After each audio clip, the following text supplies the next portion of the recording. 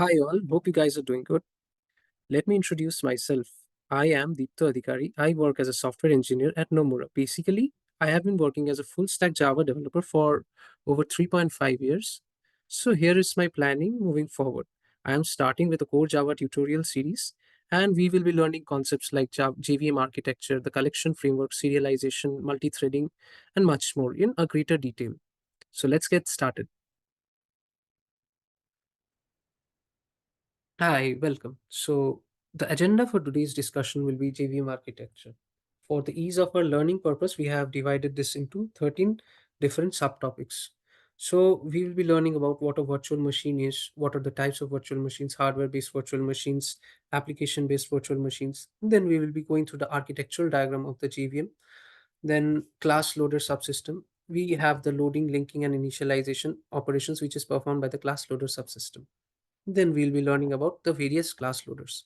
We have the bootstrap class loader, extension class loader, application class loader. Class loaders are responsible for loading the .class file into the memory area of the JVM.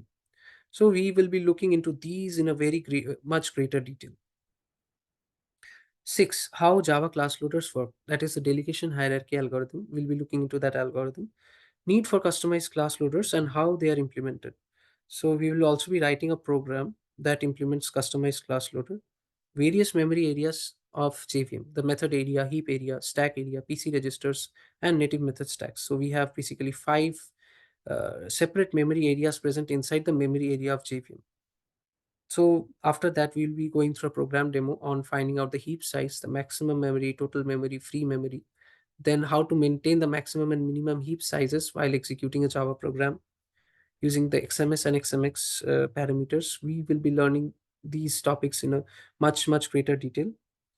Then we will be learning about the execution engine, the interpreter JIT compiler, Java native interface. And after everything gets over, we will be having a look at the complete architectural diagram of JVM. This will be a summary of the whole topic of JVM architecture. So let's get started with our first topic for today's discussion, that is the virtual machine. So, what is a virtual machine? What do you think a virtual machine actually is? Any guesses? So, basically, virtual machine is a software simulation of a physical machine which can perform operations like a physical machine. So, what is a machine? A machine has some input. The user of the machine provides it with some input, and based on that input, the machine provides some output. So, basically, the machine processes an input and generates some output. So, this is what a machine is. And the type of input and what type of output the machine provides is basically the functionality of the machine. So, a virtual machine is a software simulation of a physical machine. So, what a physical machine does is it takes some input and gives us some output. So, a virtual machine is a software simulation. The software simulated virtual machine will also take some input and provide us with some output. But it does not have any physical existence, that is, height, weight, etc. That is, it does not have any dimensions. A virtual machine cannot be touched, it does not have any dimension or physical existence. A good example of a virtual machine which is application based is this calculator. So we have a physical calculator which can perform operations like addition, division, subtraction, multiplication, and much more operations. So this calculator which you're seeing in the screen is a virtual calculator. So it does not have a physical existence, but it can perform operations similar to that of a physical calculator. So this can be considered as a virtual machine. So now the types of virtual machines. So we have two types of virtual machines basically: hardware based virtual machine, hardware based or system based virtual machine, and the application based virtual machine.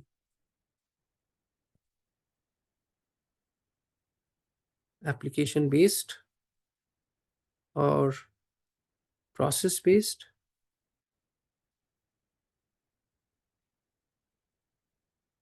or software based.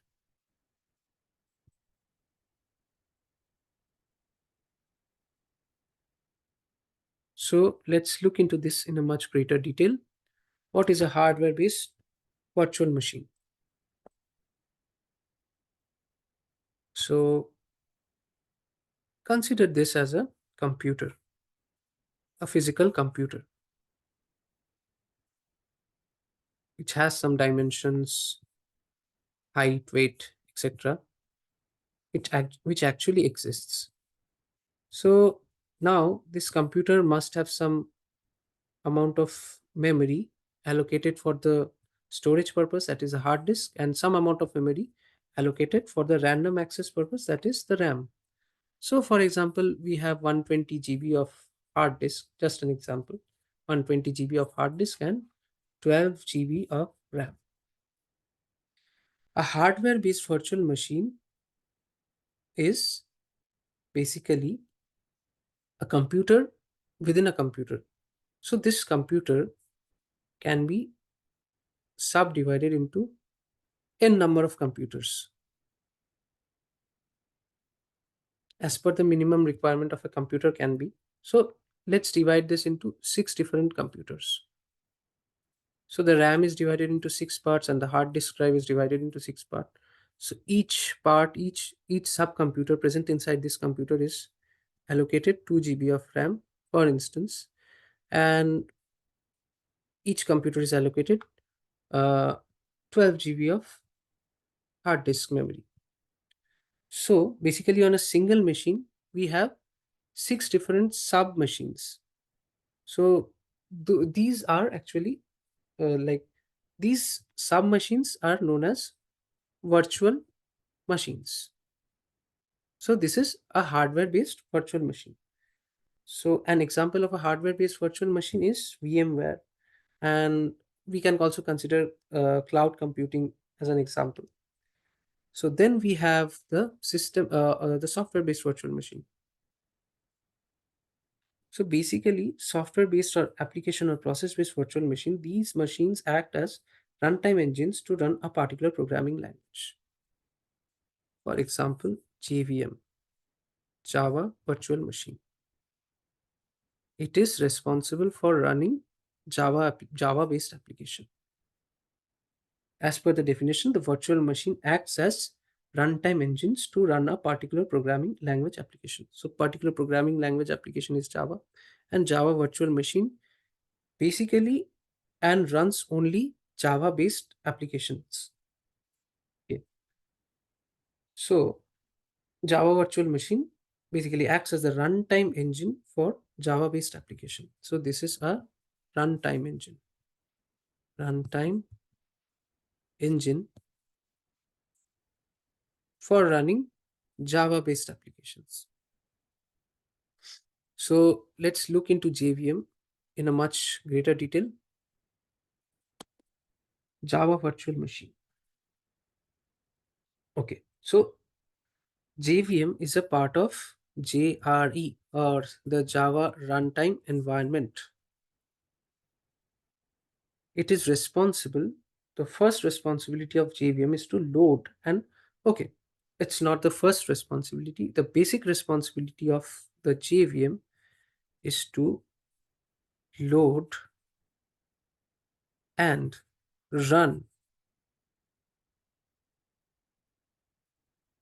.class files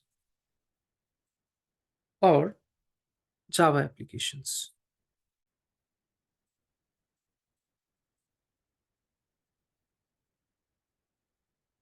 The basic responsibility of JVM is to load and run Java application. So by loading, we mean allocating some memory within the Java virtual machine or engine. So let's look into this in a much greater detail.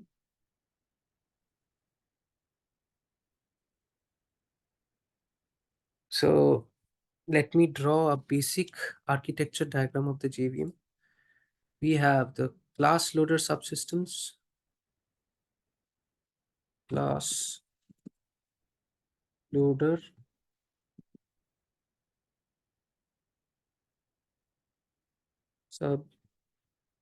subsystem.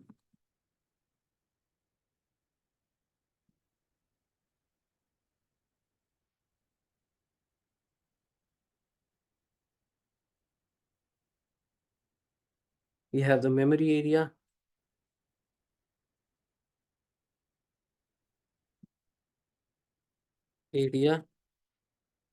This memory area is further divided into 5 sub-memory areas, that is the method area, heap area, stack area, PC registers, and native method stack. Then we have the execution engine, the Java native interface, native method libraries. So let me name these areas. You can also note these down.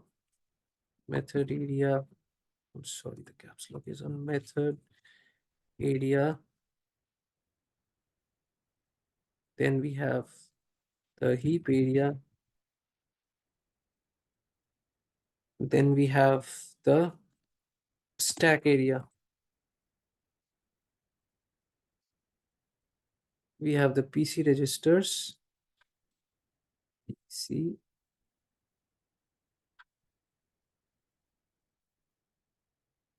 of the PC registers, and then we have the native method stacks. This is the execution engine.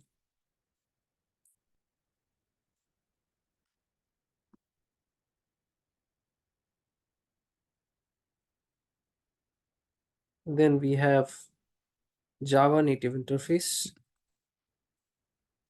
Native interface. Then we have the native method libraries. I'm sorry, this one. Native method libraries. Okay, let's link these functionalities together. Class loader subsystem communicates with method area, memory area. Memory area communicates with the execution engine. The execution engine, on the other hand, can communicate with the Java native interface. Java native interface can communicate with the native method libraries. Okay. So, as an example, we have a student.class file. Okay, let's not start with .class file. Let's start with .java file. So a Java application, a program written in Java application in Java is stored as a .java file in the hard disk of the sorry is stored as a .java file inside the hard disk of the computer. So this .java file is cannot be understood by the JVM. So what the JVM does is it takes student.class file as an input. So how the student.class file is formed? The Java compiler Java C converts this student.java file into student.class file. Student.class file. Okay. So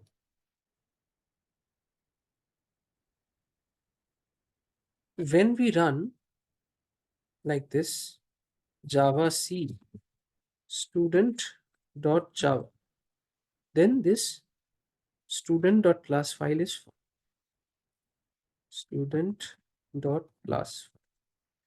This student.class file is also known as bytecode. This is bytecode information which can be understood by the JVM. The student.java is not in an understandable format. So student.java, it is in programmer's format. It is converted into bytecode by Java compiler Java C. So now when we write Java student. This basically instructs the JVM to load this student.class file. Okay, so Java student, this command basically instructs JVM to load this student.class file. So, what do you mean by loading of student.class file?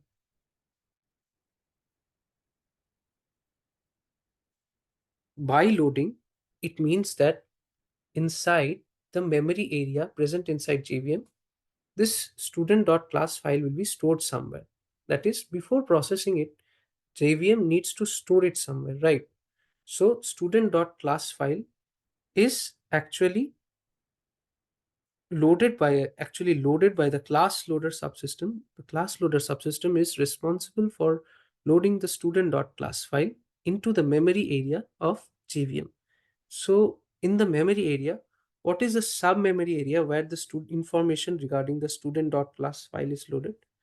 It is the method area. So basically, when this command is run, when the user runs this command Java student, JVM instructs class loader subsystem to load student.class file into the method area. And in the method area, the student.class file is stored in binary format. Okay. So what are the informations that are stored in the method area regarding the student.java student.class file? We have the fully qualified class name. We have the fully qualified name of the parent class. Whether the bytecode or this, by bytecode, it refers to this one, student.class file, whether this student.class file is a class or an interface or an enum. Methods, constructors, and variable informations are stored inside this method area in binary format. Modifiers information and constant pool information are stored in the method area in binary format or in the format of zeros and ones. Now this 0 and 1 format can this is actually now okay. So now this student.class file is loaded in the memory area of the JVM, but it is present in binary format, that is in the format of 0 and 1. This 0 and 1 format cannot be decoded by the programmer, like, or if the programmer wishes to see what is present inside this loaded student.class file which is present inside the JVM, he will not be able to understand the binary format information. So what happens is, let me open another slide, another page instance. So what happens basically,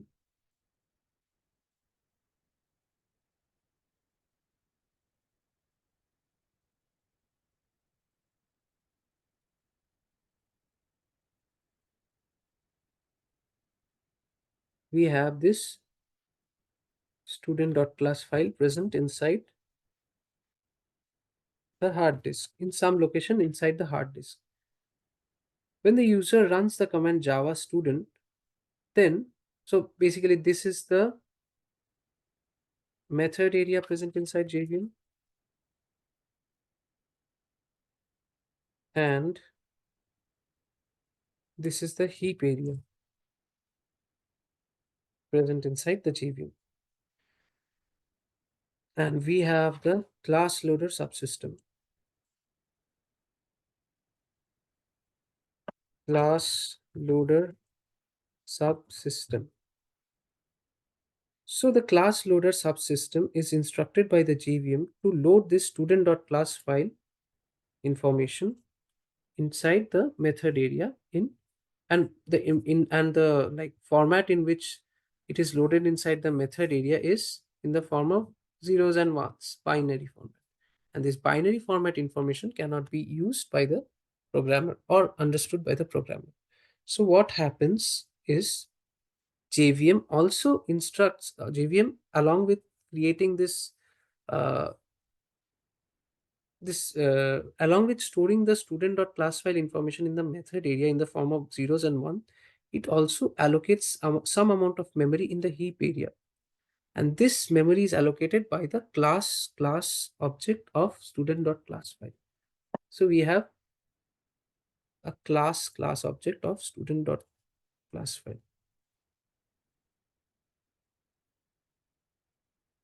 class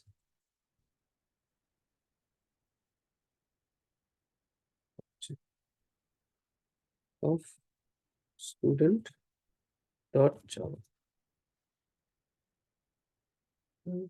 This class object of student.java basically contains all the information which is present inside this binary, inside this method area for student.class file in a student.class file after it is loaded in the method area in Java object format. So this can be used by the programmer to understand what is the contents of the loaded like class file, methods, class name, fully qualified class name, what is the parent class name, etc., etc.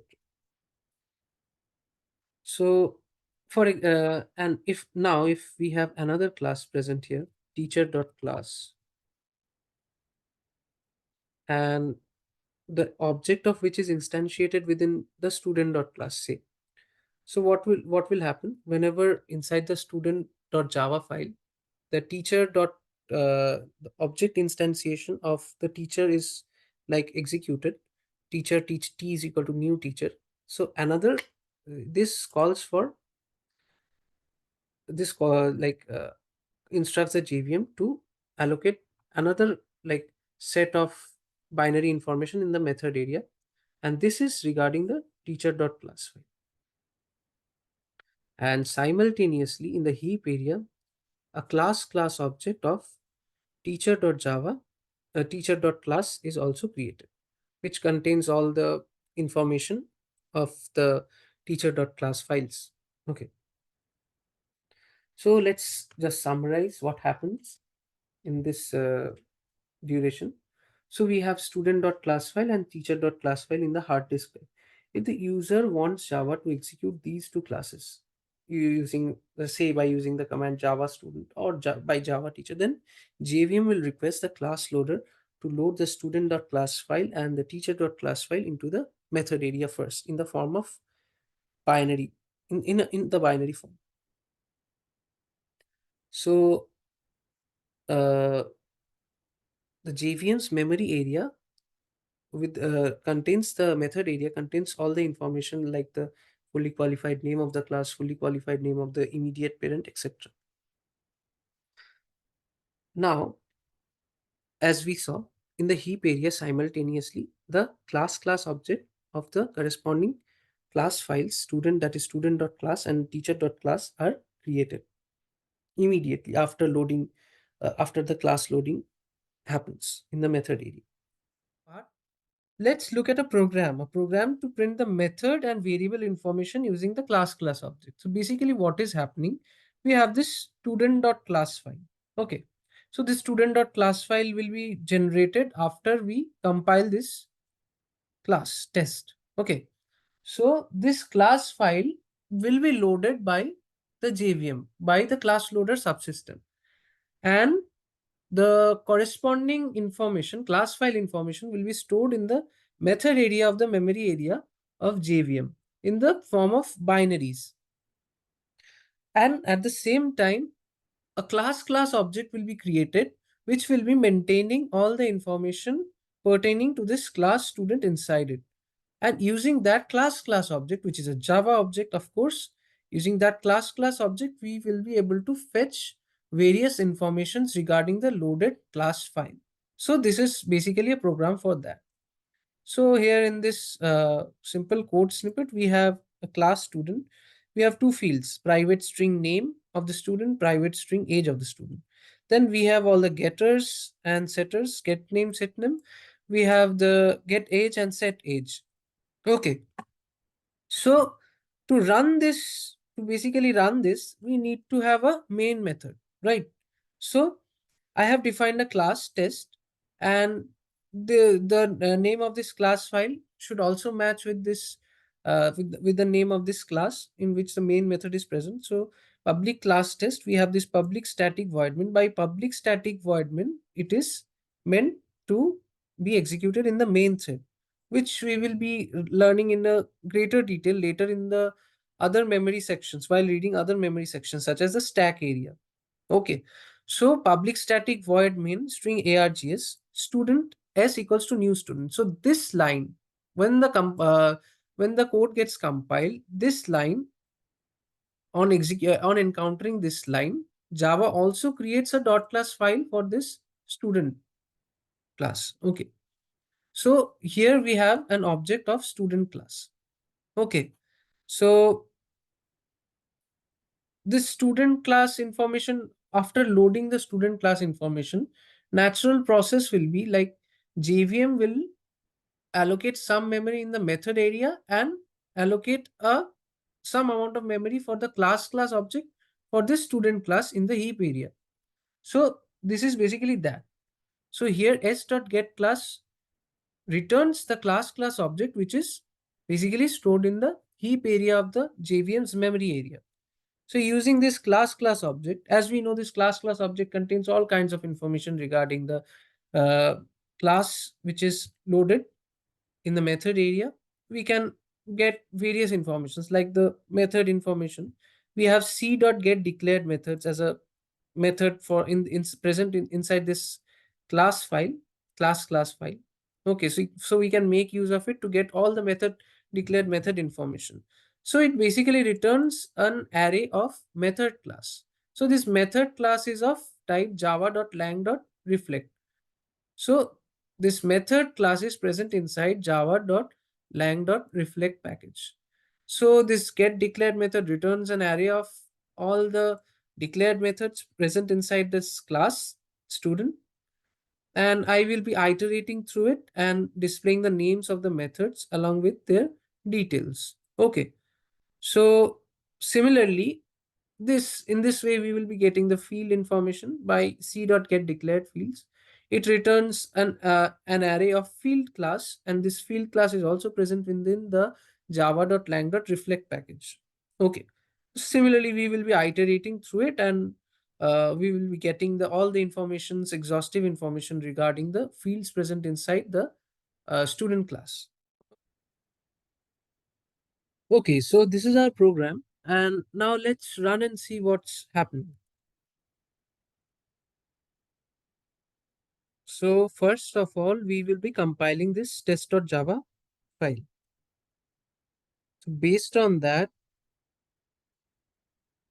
two class files have been created. That is a student.class file and the test.class file. Okay, so let's run this test class. Okay, so now we have the fully qualified name of the class, that is student. So basically I have not defined this class student inside any package. That is why this is the fully qualified name, only student, or otherwise it would have shown the whole package structure dot the student, the dot the class name. Okay, then we have all the method informations printed out here.